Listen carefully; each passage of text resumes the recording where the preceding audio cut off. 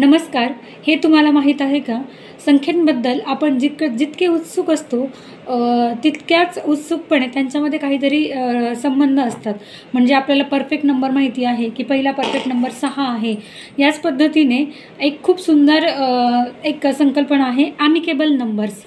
ॲमिकेबल numbers ही संकल्पना पायथागोरसने सगळ्यात पहिल्यांदा शोधली होती. 220 आणि 284 या संख्या अशा एक मित्रत्वाची संकल्पना म्हणून घेऊन आल्या.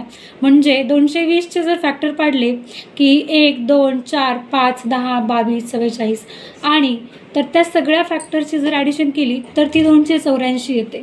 आणि 284चे जर फॅक्टर पाडले 1, 2, 5, 10 जे काही आहेत ते, तर त्यांची ॲडिशन ही 220 येते.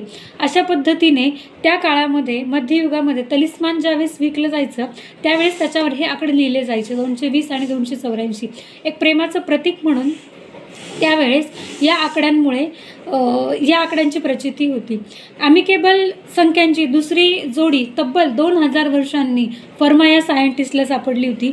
ती जोडी अशी होती 17296 म्हणजे 17296 आणि त्याची दुसरी जोडी अशी होती 18416 18416.